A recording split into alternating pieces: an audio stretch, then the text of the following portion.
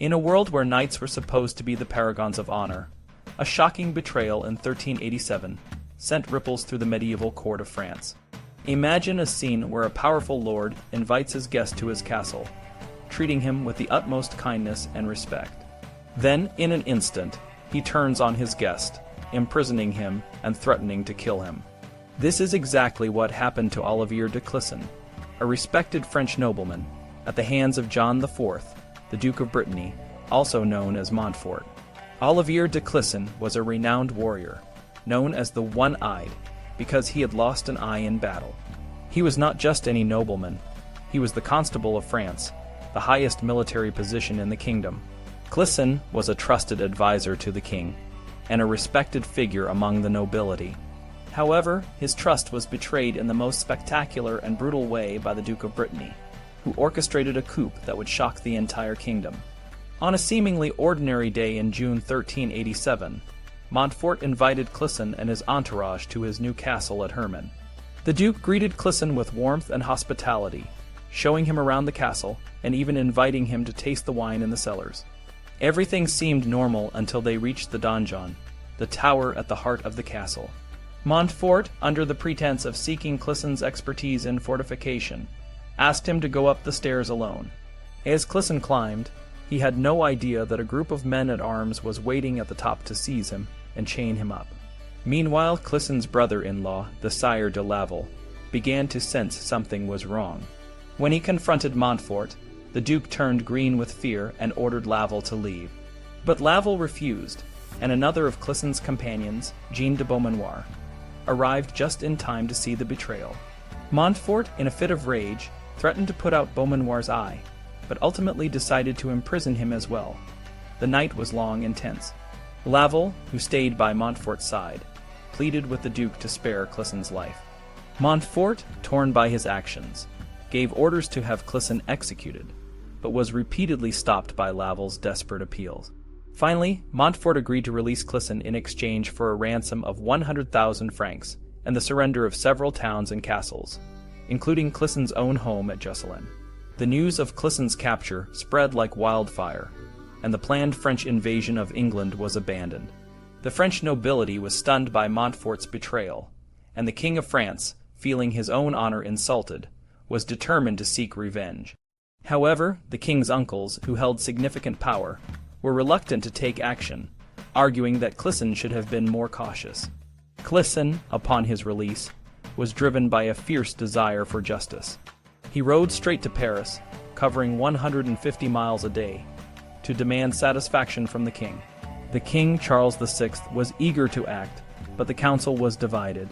Some, like Coucy, Vienne, and the king's younger brother Louis, supported Clisson, while others, including the king's uncles, were more hesitant. At the same time, another crisis emerged.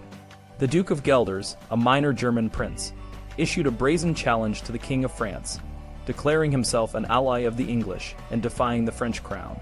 The king, seeing an opportunity for personal glory, was eager to accept the challenge, but the council was torn between the two threats, the ongoing issue in Brittany and the new challenge from Guelders. Coucy, a prominent nobleman and a close ally of Clisson, argued that the king must uphold his honor and punish Montfort. The council, however, insisted on settling the Brittany issue first, fearing that Montfort might ally with the English if the king and his nobles were occupied elsewhere.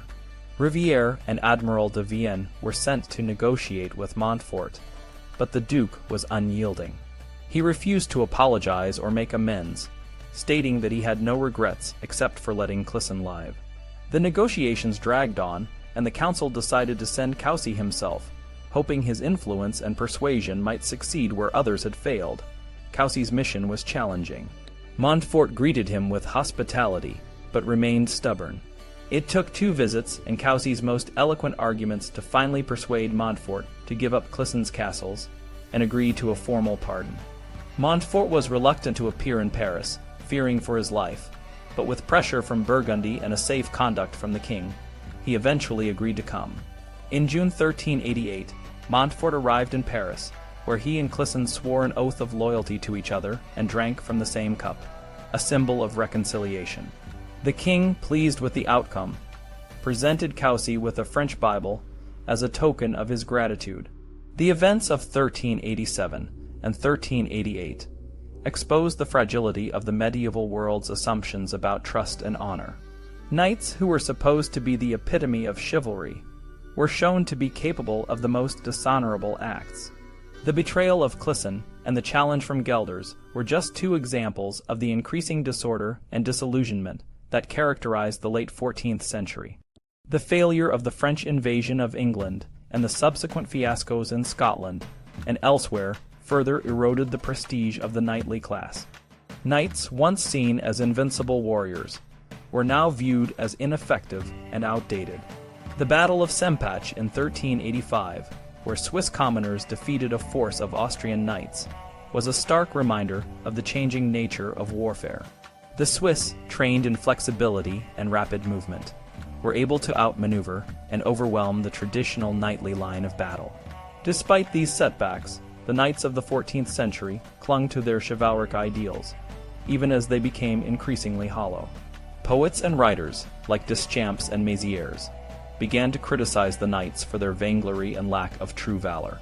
Deschamps, in a biting ballad, mocked the knights for their empty boasts and fancy clothing, while Mézières, in his Songe du Vieux Pèlerin, scathingly critiqued the knights for their failure to live up to the standards of their ancestors. The 14th century was a time of transition, where the old ideals of chivalry were giving way to new realities. The world was changing, and the knights, unable or unwilling to adapt, found themselves increasingly irrelevant. The betrayal of Clisson and the challenges of the late 14th century were not just isolated incidents. They were symptoms of a broader crisis in the medieval world. As the century drew to a close, the fiction of chivalry was cracking, and a new era was about to begin.